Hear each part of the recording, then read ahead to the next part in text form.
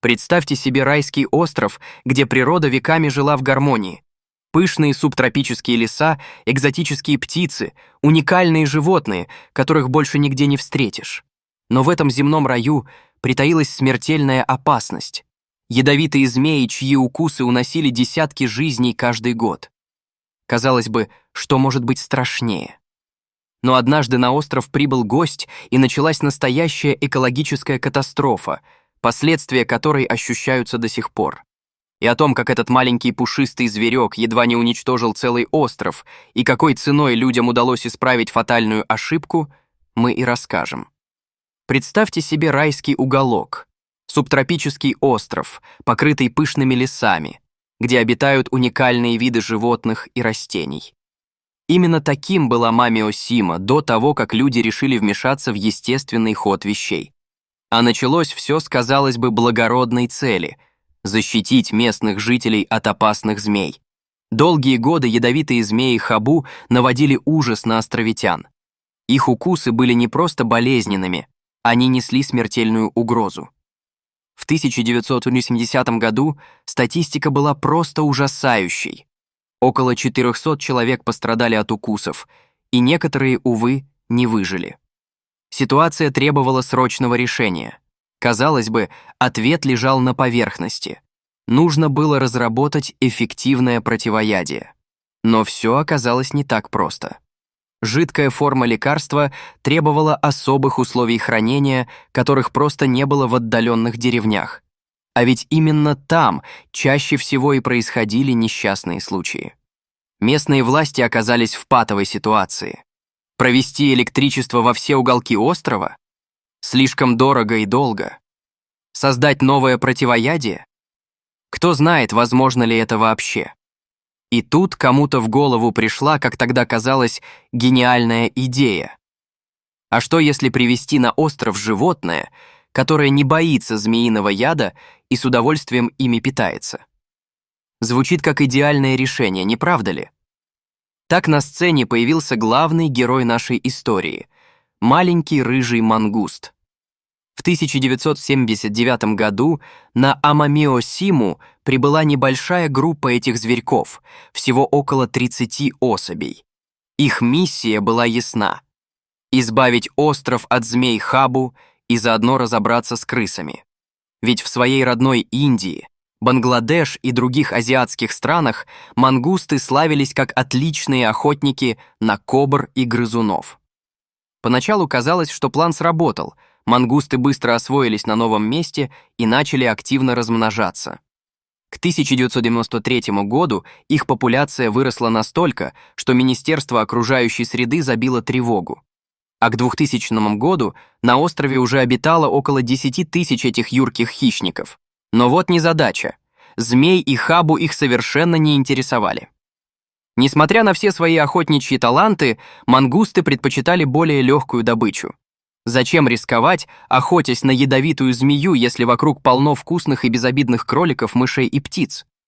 И тут выяснилось, что добрые намерения привели к катастрофическим последствиям. Мангусты оказались настоящим бедствием для местной экосистемы.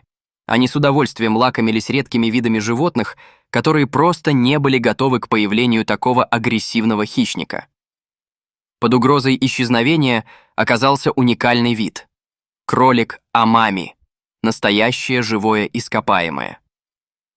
Эти удивительные создания — последние представители древнего рода азиатских кроликов, которые когда-то обитали на материке. Теперь же их можно встретить только на 2 крошечных островах. И мангусты стали для них настоящим кошмаром. Не повезло и другим эндемичным видам. Рюкюйские крысы и несколько видов птиц — все они оказались под угрозой исчезновения. За какие-то 20 лет среда обитания некоторых мелких животных сократилась почти наполовину. Но и это еще не все. Мангусты не ограничились дикой природой. Они стали настоящим бичом для местных фермеров. Птицы-фермы подверглись разорению, фруктовые сады — разграблению. А в довершение всего эти маленькие разбойники оказались отличными переносчиками различных болезней.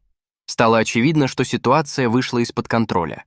Нужно было срочно что-то предпринимать, иначе уникальная экосистема острова могла быть безвозвратно нарушена.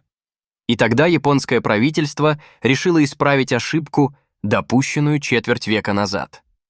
В 2000 году стартовала масштабная программа по сокращению популяции мангустов.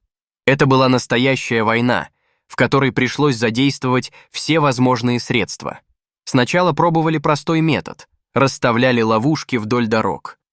Но хитрые зверьки быстро раскусили эту уловку. Тогда в ход пошла тяжелая артиллерия. Специально разработанные ловушки, которые не могли повредить другим животным.